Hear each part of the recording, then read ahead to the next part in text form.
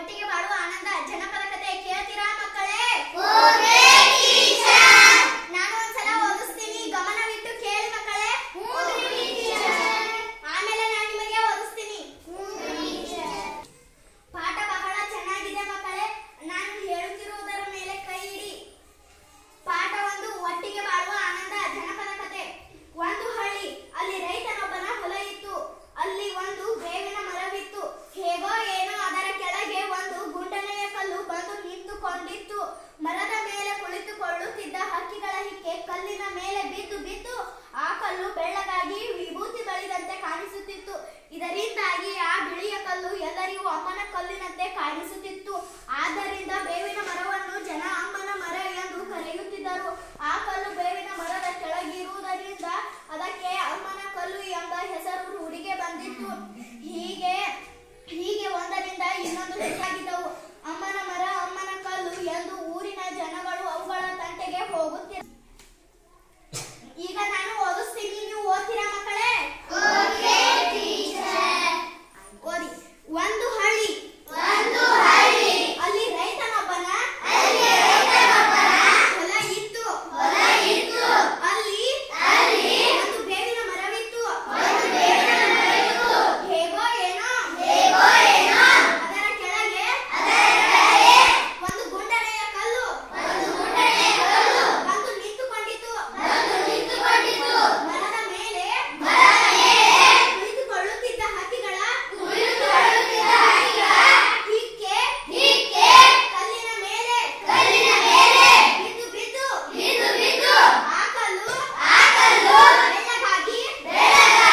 ವಿಭೂತಿ ಬಳಿದಂತೆ ಕಾಣಿಸುತ್ತಿತ್ತು. ಇದರಿಂದಾಗಿ ಆ ಬಿಳಿಯ ಕಲ್ಲು ಎಲ್ಲರಿಗೂ ಅಮ್ಮನ ಕಲ್ಲಿನಂತೆ ಕಾಣಿಸುತ್ತಿತ್ತು. ಆದ್ದರಿಂದ ಬೇವಿನ ಮರವನ್ನು ಜನ ಅಮ್ಮನ ಮರ ಎಂದು ಕರೆಯುತ್ತಿದ್ದರು. ಆ ಕಲ್ಲು ಬೇವಿನ ಮರದ ಕೆಳಗಿದ್ದುದರಿಂದ ಅದಕ್ಕೆ ಅಮ್ಮನ ಕಲ್ಲು ಎಂಬ ಹೆಸರು ರೂಢಿಗೆ ಬಂದಿತ್ತು. ಹೀಗೆ ಒಂದರಿಂದ ಇನ್ನೊಂದು ಹೆಸರು ಪಡೆದುಕೊಂಡು ಎರಡೂ ಸುಖವಾಗಿದ್ದವು. ಓಕೆ, ಈಗ ಯಾರು ಓದ್ತೀರಿ? ಸರಿ, ನೀನೋದಮ್ಮ. ಗದ್ಯ ಪಾಠ 1, ಒಟ್ಟಿಗೆ ಬಾಳುವ ಆನಂದ. ಒಂದು ಹಳ್ಳಿಯಲ್ಲಿ ರೈತನೊಬ್ಬನ ಹೊಲ ಇತ್ತು. ಅಲ್ಲಿ ಒಂದು ಬೇವಿನ ಮರವಿತ್ತು. ಹೇಗೋ ಏನೋ ಅದರ ಕೆಳಗೆ ಒಂದು ಗುಂಡನೆ ಕಲ್ಲು ಬಂದು ನಿಂತುಕೊಂಡಿತ್ತು. ಮರದ ಮೇಲೆ ಕುಳಿತುಕೊಳ್ಳುತ್ತಿದ್ದ ಹಕ್ಕಿಗಳ ಹಿಕ್ಕೆ ಕಲ್ಲಿನ ಮೇಲೆ ಬಿದ್ದು ಬಿದ್ದು ಆ ಕಲ್ಲು ಬೆಳ್ಳಗಾಗಿ ಸ್ಟಾಪ್. ನೀವೋದಮ್ಮ. ವಿಭೂತಿ ಬಳಿದಂತೆ ಕಾಣಿಸುತ್ತಿತ್ತು. ಇದರಿಂದಾಗಿ ಆ ಬಿಳಿಯ ಕಲ್ಲು ಎಲ್ಲರಿಗೂ ಅಮ್ಮನ ಕಲ್ಲಿನಂತೆ ಕಾಣಿಸುತ್ತಿತ್ತು. ಆದ್ದರಿಂದ ಬೇವಿನ ಮರವನ್ನು ಜನ ಅಮ್ಮನ ಮರ ಎಂದು ಕರೆಯುತ್ತಿದ್ದರು. ಆ ಕಲ್ಲು ಬೇವಿನ ಮರದ ಕೆಳಗೆ ಸ್ಟಾಪ್. ನಂದಿನಿ, ನೀವೋದಮ್ಮ. ಕೆಳಗಿರುವುದರಿಂದ ಅದಕ್ಕೆ ಅಮ್ಮನ ಕಲ್ಲು ಎಂಬ ಹೆಸರು ರೂಢಿಗೆ ಒಂದರಿಂದ ಇನ್ನೊಂದು ಹೆಸರು ಓಕೆ, ಸ್ಟಾಪ್. ನೀವೋದಪ್ಪ. ಬಂದಿತ್ತು. ಹೀಗೆ ಒಂದರಿಂದ ಇನ್ನೊಂದು ಹೆಸರು ಪಡೆದುಕೊಂಡು ಎರಡೂ ಸುಖವಾಗಿದ್ದವು. ಅಮ್ಮನ ಮರ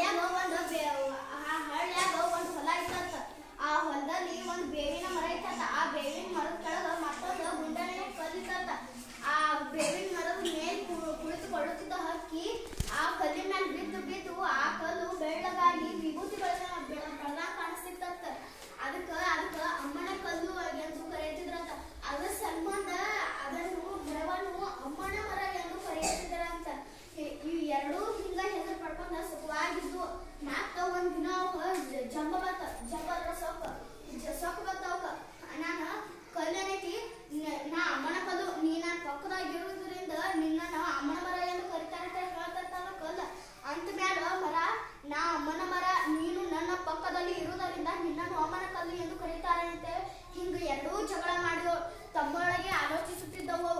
ಕಲ್ಲ ಬೇವಿನ ಮರದಿಂದ ಉರುಳಿ ಉರುಳಿ ದೂರ ಹೋಗಿ ನಿಂತಿತ್ತು. ಅದರ ಸಲ್ಮಾನ್ದ ಕಲ್ಲು ನಾನು ಇಲ್ಲದಿದ್ದರೆ ಮರವನ್ನು ಕಡೆದು ಹಾಕುತ್ತಾರೆ ಎಂದಿತ್ತ. ಅಂತ ಮ್ಯಾಲ ಕಲ್ಲು ನನ್ನ ತೆಕ್ಕಿಲ್ಲ ಬೇರೆ ಬಿದ್ದತಿ, ಅದಕ್ಕ ಕಲ್ಲನ್ನು ಹೊಡೆದು ಹಾಕುತ್ತಾರೆ ಎಂದಿತ್ತ. ಹಿಂಗೆ ಎರಡೂ ಜಗಳ ಮಾಡಿದವು. ಅಂತ ಮ್ಯಾಲ ಮರುದಿವಸ ರೈತ ಬಂದತ್ತ. ರೈತ ದೂರ ಬಿದ್ದಿದ್ದ ಅಮ್ಮನ ಮರದಿಂದ ದೂರ ಬಿದ್ದಿದ್ದ ಕಲ್ಲನ್ನು ನೋಡಿ ಒಡೆಯಲು ಹೇಳ್ದತ್ತ. ಹೇಳಾನ ಮತ್ತ ಸ್ವಲ್ಪ ಮುಂದೆ ಬಂದ ಇದು ಮರವನ್ನು ನೋಡಿ ಇದನ್ನ ಒಡೆಸಿ ನೇಗಿಲು ಚಕ್ರ ಮಾಡಲು ತಿಳಿಸಿದನು. ಅಂತ ಮ್ಯಾಲ ಕಲ್ಲ ನೇಗಿಲು ಕಟ್ಟಿ ಉಳಲು ಬರ್ತದೆ ಎಂದು ಹೇಳ್ದತ್ತ. ಅಂತ ಮ್ಯಾಲ ಎಲ್ರು ಮನೆಗೆ ಹಾಕತ್ತ. ಹೋಗೋಣ ಮಾಸ ಮರುದಿವಸ ಬಂದ್ರತ್ತ. ಕಲ್ಲು ಹೊಡೆಯುವವರು ಬಂದು ಇದು ಅಮ್ಮನ ಕಲ್ಲು ಹೊಡೆಯೋದು ಬೇಡಪ್ಪ ಎಂದು ಹೇಳಿ ಹೊರಟು ಹೋದತ್ತ. ಮರ ಕಡಿಯುವವರು ಬಂದು ಇದು ಅಮ್ಮನ ಮರ ಕಡಿಯುವುದು ಬೇಡ ಎಂದು ಅವರೂ ಸಹ ಹೊರಟು ಹೋದರತ್ತ. ಹೀಗೆ ಹಿಂಗ ಅಂದ್ಕೊಂಡು ಕಲ್ಲು ಬರಲಾ ಎಂದು ಕೇಳಿತತ್ತ. ಮರ ಬೇಗ ಬಾ ಎಂದು ಕಲ್ಲಿಗೆ ಹೇಳ್ತತ್ತ. ಅಂತ ಮ್ಯಾಲ ಕಲ್ಲು ಮರ ಒಟ್ಟಿಗೆ ಆಗಿ ಸುಖವಾಗಿ ಬಾಳುತ್ತ. ಹೀಗೆ ಎಲ್ಲರೂ ಒಟ್ಟಾಗಿ ಬಾಳಿದರೆ ಎಲ್ಲರೂ ಸುಖವಾಗಿರಬಹುದು.